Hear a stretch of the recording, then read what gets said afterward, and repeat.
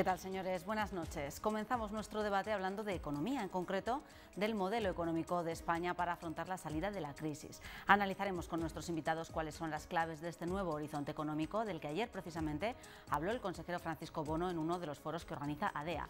Hablaremos de ello y del déficit público que en 2012 quedó en el 6,7%, 4 décimas por encima del objetivo.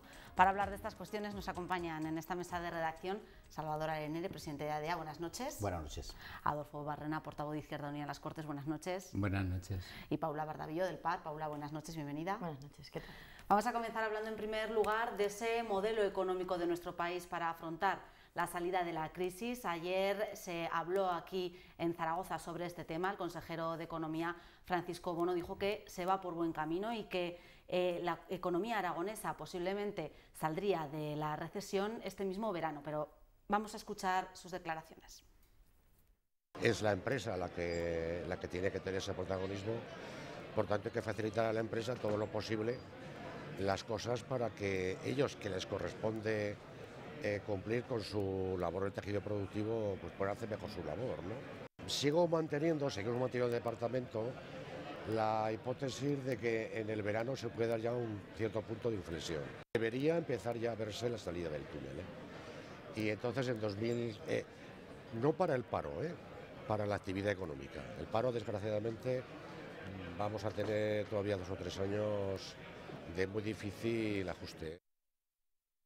Bueno, estas eran las previsiones del consejero. Salvador, estuviste allí ayer. Bueno, ¿qué te parecen estas declaraciones? ¿Crees que ese horizonte, por lo menos para la economía aragonesa, está en este verano? Ya ha especificado el consejero que no es en el caso del paro. Bueno, yo creo que el consejero lo que pretendió decir ayer es que en torno a esas fechas difícilmente se puede hablar de un día y una hora, incluso un mes o una semana, y él se basó en algunos indicadores como es el tema de la balanza de pagos. Habló a nivel global del país, pero sobre todo también la incidencia que está teniendo en Aragón, el buen comportamiento en la balanza de pagos, sobre todo en el crecimiento de exportaciones. Y en cuanto a lo que definía, que era parte del título del nuevo modelo, yo creo que él hablaba fundamentalmente del tema de la mejora de la competitividad. Y curiosamente, en el tema ese de la mejora de la competitividad, que te hace exportar más, por eso crecen las exportaciones, bueno, pues acababa de estar el día anterior un máximo ejecutivo de General Motors que habló, pues nos dijo cosas que hace 2 años pues no era así en cuanto a la factoría de Figueruelas, en cuanto al temor o las dudas o la problemática que pudo haber de una posible deslocalización de una parte, hablando de que había mejorado la competitividad de un 24, un 25%. Por supuesto que esto, sin lugar a dudas, hay que agradecérselo a los gestores de la compañía, hay que agradecérselo también a los que participan en la política económica de la comunidad autónoma, pero sobre todo hay que agradecérselo a los trabajadores que hay, que seguro que están entendiendo y haciendo un esfuerzo. La verdad es que el consejero estuvo muy bien, muy próximo, descendió, hubo cantidad de preguntas, el debate fue muy interesante, asistieron más de 200 personas y estuvo muy bien. Adolfo, ¿compartes estas previsiones del consejero? ¿Estamos en un punto de inflexión, por lo menos en la economía aragonesa? Bueno, eso dice el señor consejero, no aporta ningún dato que eso lo demuestre. Es decir, que dijo eso, pues igual que otras veces ha dicho que lo vamos a seguir pasando mal y que Dios dirá. Es verdad que ayer no habló de Dios en absoluto. Pero, bueno, claro, se cura en salud, ¿no? Dice, esto va a ir mejor, pero el paro va a seguir mal durante 3 años más. Bueno, yo creo que eso es todo un canto claro a que el modelo que pretendidamente se defendía o habló el señor Bono ayer, evidentemente no funciona. No funciona porque aunque haya casos aislados como es el de la factoría General Motors y aunque se consiga pues algún tipo de equilibrio en lo que es la balanza de pagos, lo que demuestra el modelo económico, el modelo productivo, es que está fracasado. Lo que demuestran las políticas que están siguiendo es que no nos sacan de la recesión ni mucho menos, lo reconoce ya hasta el señor Montoro. Y bueno, luego después hablaremos del déficit público. Esas políticas tampoco están consiguiendo rebajar el déficit público, que se supone que era el objetivo que se habían planteado como para a partir de ahí empezar a remontar, ¿no? Era algo que incluso elevaron al rango de constitucional por ese acuerdo entre Partido Popular y Partido Socialista. Siempre han vinculado a que cumpliendo los objetivos de déficit la cosa podía empezar a repuntar, no los han cumplido, han reconocido ya el 6,7 cuando el objetivo era el 6,3. Y bueno, pues a mí lo que me parece muy poco serio, ¿no? Que salga un señor consejero de Economía, bueno, pues como si estuviera en un mundo total y absolutamente aparte y como si la gente no estuviera ya harta de que le dijeran que es que la cosa va a empezar a cambiar en primavera o en verano, ¿no? Es verdad que matizó que para el paro que no se hagan muchas ilusiones, ¿no? Yo creo que ese es el verdadero problema, ¿no? Y para mí lo lamentable es eso, que siguen sin reconocer que estas políticas son absolutamente erróneas y siguen demostrando que no tienen propuesta alternativa. Paula, ¿funciona o no funciona el modelo económico este que estábamos presentando, que hacía esta presentación? Adolfo, ¿se debería ahondar más, profundizar más? Bueno, hombre, yo creo que el modelo económico efectivamente ha demostrado tener fisuras. Supongo que la desregularización progresiva que ha habido en diferentes ámbitos ha contribuido a ello notablemente y creo que esto, vamos, que la mayor parte de los economistas lo afirman así, ¿no? Salvo aquellos que defienden más las teorías neoliberales. Yo creo que evidentemente ha tenido un efecto, un impacto negativo y ese es el resultado, es lo que tenemos ahora. Hay que trabajar para invertirlo, para invertir esta tendencia, volver a controlar aquellas cuestiones que es necesario controlar desde el estamento público para evitar que haya pues estas distorsiones graves que ha habido, ¿no? Y en este sentido, pues desde luego la apuesta de lo público tiene que ir pues por apoyar a la iniciativa privada, a darle asesoramiento, hacer seguimiento, facilitar las inversiones, el inicio de nuevas actividades económicas, apoyar la exportación, como creo que en Aragón, el Gobierno de Aragón lo está haciendo bien.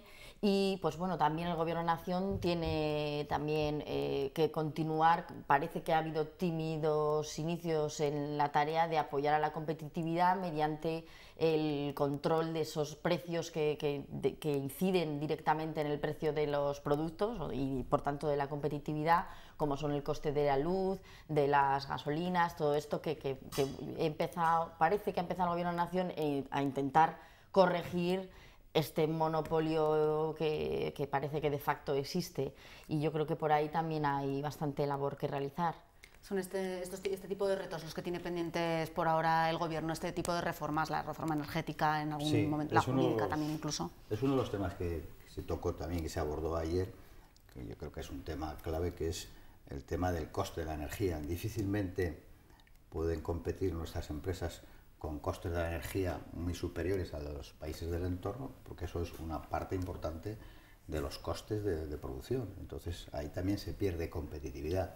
Y realmente en este país tenemos un problema con el tema del coste de la energía, el mix energético, el déficit tarifario, todos esos temas que habría que abordar. Pues no se trata solo de ir colocando parches, porque una empresa o un proyecto tiene que saber qué costes energéticos va a tener, y no de un día, un mes, un año, sino de futuro, porque difícilmente se puede meter uno en grandes inversiones o en ampliaciones de sus proyectos sin tener eso resuelto, ¿no? Y luego, en cuanto a los particulares, pues claro, el coste de la energía hace que el particular, que ya las economías domésticas que van pues muy ajustadas por la tasa de paro elevada, por las circunstancias que estamos viviendo de crisis económica, pues ahí le estamos detrayendo recursos que podían dedicarse a dinamizar más el consumo, por ejemplo, que siempre crea PIB y crea empleo. O sea, la energía, el tema de la energía, que lo tocó, no sin profundizar en ello, lo tocó el consejero como uno de los temas a abordar. Bueno, incluso nosotros desde ADEA en el mes de abril-mayo vamos a tener un primer ejecutivo de una de las grandes compañías del sector eléctrico que queremos que venga y se hable de este tema, ¿no? Habló también el consejero de austeridad y de control del déficit, al que también aludías tú. Hemos conocido, Rajoy lo ha dicho esta semana, que se ha alcanzado en 2012 el 6,7%, son 4 décimas por encima del objetivo previsto, pero sí que es un déficit mejor del que se esperaba en un principio. Adolfo, ¿esto podría ser en un principio una noticia positiva?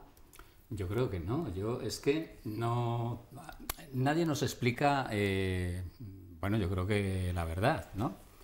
Vamos a ver, si hay un modelo económico y productivo que no es el que defiende Izquierda Unida, eso ya lo digo antemano, pero es el que, bueno, es el que funciona, dicen, y el que hay.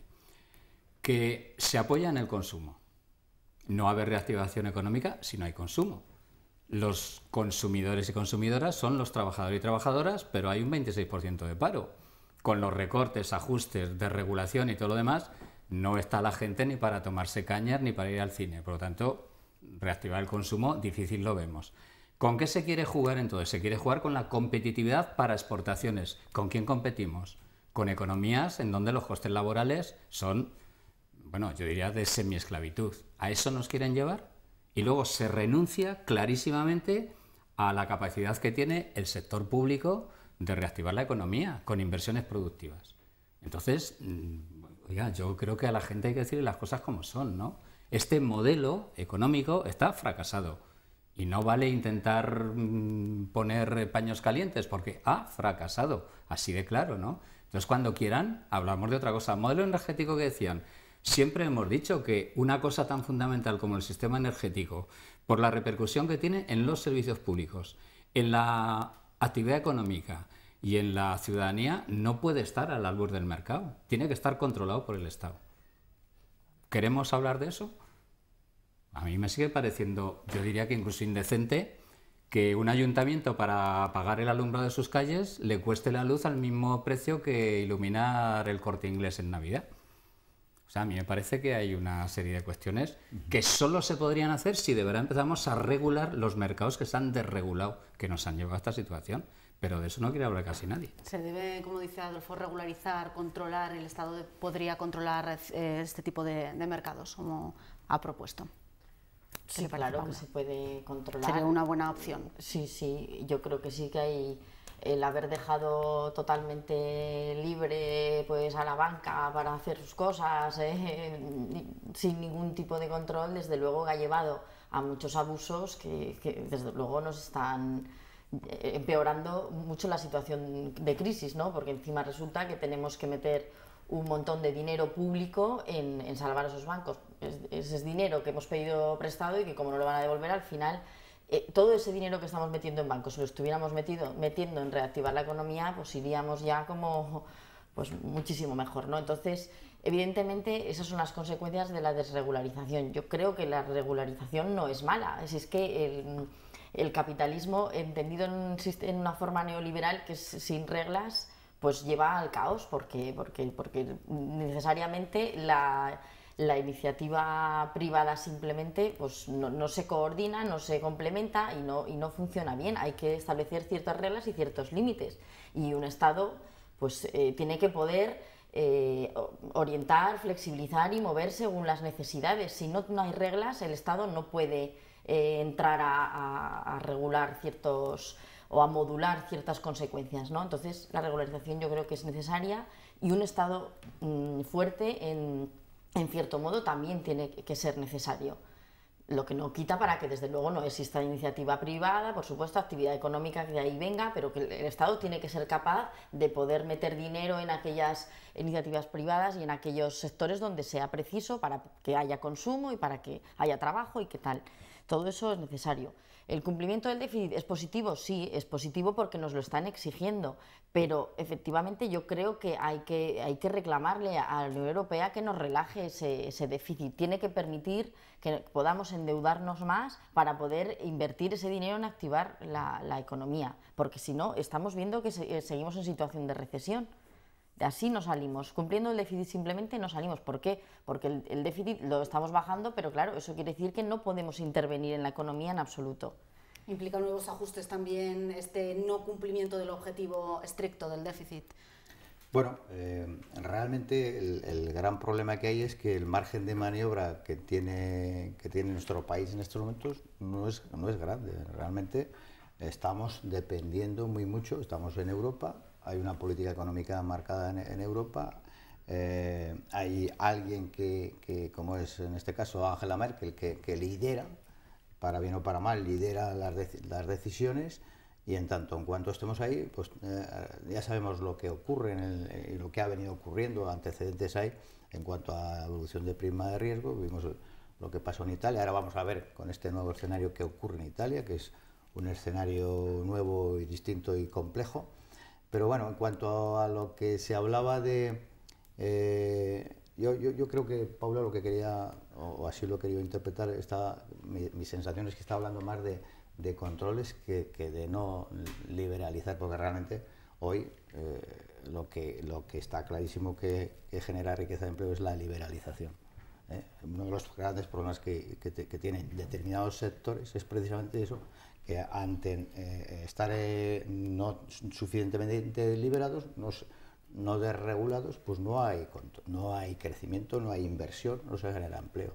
O sea, esto es un tema complejo que no da para, no es suficiente aquí hablar así en 2 minutos, es un tema que es más complejo, como decía, pero hay que pensar esto, que nosotros hoy no somos un país en el que tenemos la libertad, por ejemplo, para devaluar como hemos podido devaluar en otros momentos. No tenemos tampoco la capacidad suficiente, tenemos que estar dependiendo del Banco Europeo. Si el Draghi no hubiera hecho las declaraciones que hizo en su momento en cuanto al euro, pues sabemos todos los momentos de peligro que vivimos. Entonces, uno de los objetivos que marcan es el objetivo de déficit.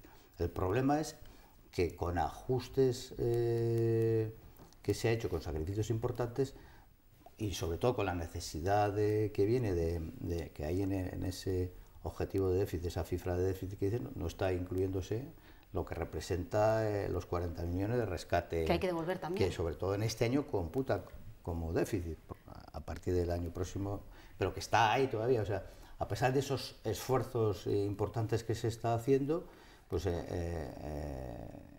todavía no se consigue el déficit y tal vez nos lo entienden y se relajan las exigencias en el sentido que desde Europa se sabe o se anticipaba lo que está pasando en Italia.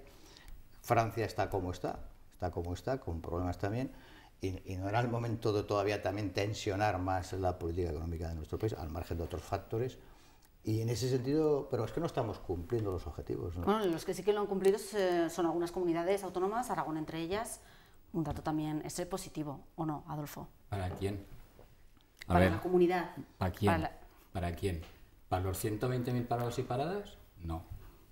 ¿Para los 3 desahucios diarios que hay? Tampoco. ¿Tenemos menos listas de espera?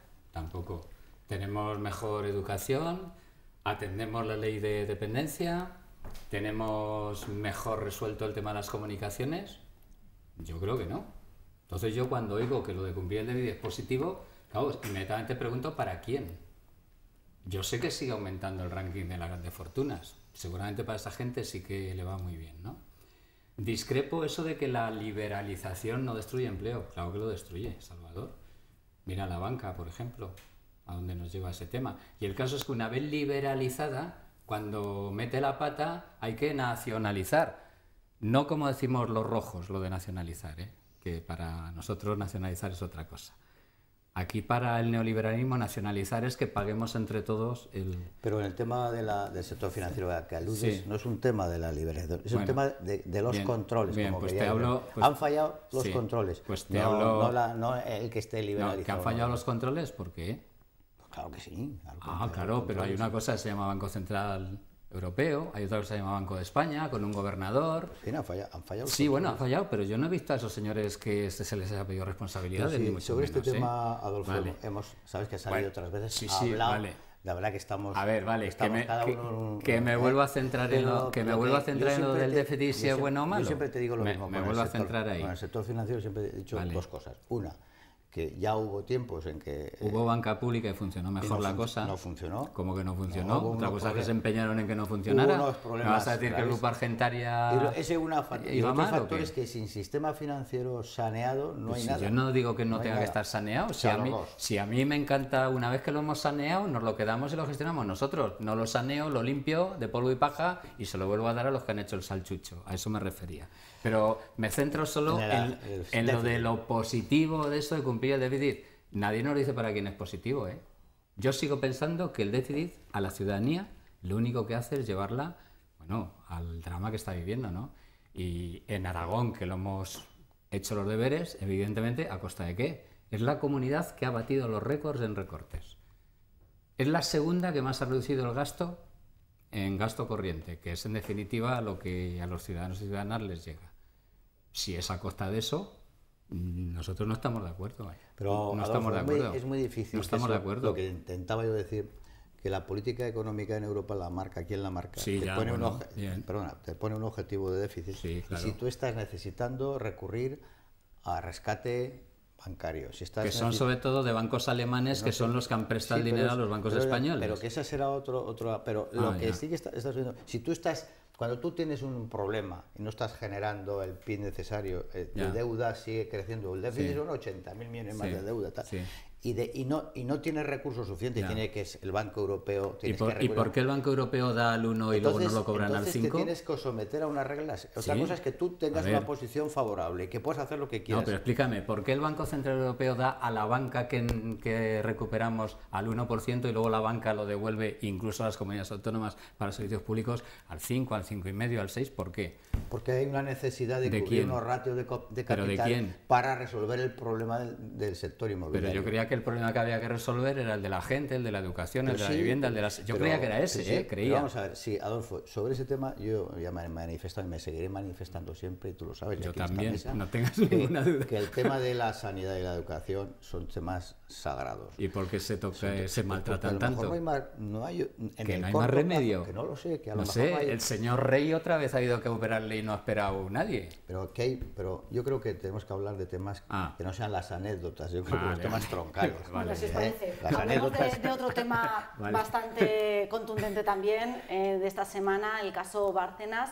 El juez ha pedido a Suiza conocer las cuentas del ex tesorero del Partido Popular después de conocerse que pudo tener allí hasta 38 millones de euros. Y por otra parte, el despido improcedente, la demanda, Bárcenas ha demandado al Partido Popular por supuesto despido improcedente y de ser así tendría que indemnizar al ex tesorero con cerca de 900.000 euros. Bueno, ¿cómo valoráis esta situación, estas nuevas noticias que vamos conociendo cada día?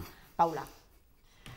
Bueno, el asunto Bárcenas, sí, no sé si llamarlo frívolamente como un culebrón, porque la verdad es que cada noticia que sale pone más los pelos de punta, ¿no? Ahí ahora están ya metidos en una especie de chantaje, o no lo sé exactamente qué es, pero no lo sé, es una situación que desde luego tiene que ser aclarada, ¿no? La ciudadanía yo creo que lo exige, e incluso los políticos lo debemos exigir, porque claro, siembra unas dudas y unas sospechas que son intolerables, ¿no? para la ciudadanía. No puede ser que este señor haya atesorado tantísimo dinero siendo el tesorero de un partido político. Está claro que hay cosas muy extrañas y están siendo amparadas por la opacidad que está habiendo, porque no se está dando explicaciones, ¿no? En el fondo lo que aquí parece que hay es un problema relacionado con la financiación de los partidos políticos, y en este tema yo creo, me da la sensación de que el bipartidismo que ha habido en este país, que han gobernado siempre los mismos, una especie de gobierno por turnos, que son los que han controlado pues los órganos de control en los que hablaba Salvador, la legislación de la financiación, yo creo que ha dado lugar a que la financiación de los partidos necesita una revisión inmediata para clarificar las cuestiones e impedir que pueda haber prácticas oscuras o ilegales incluso eventualmente.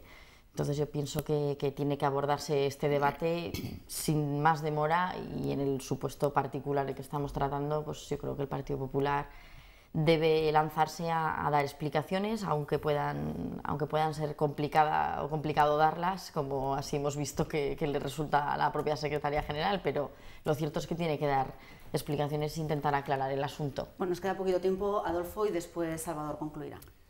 Yo, para empezar, discrepo de que es problema de financiación de los partidos políticos, ¿eh? Es un problema de financiación de un partido político que se llama Partido Popular, que se ha demostrado que tenía una trama de financiación ilegal.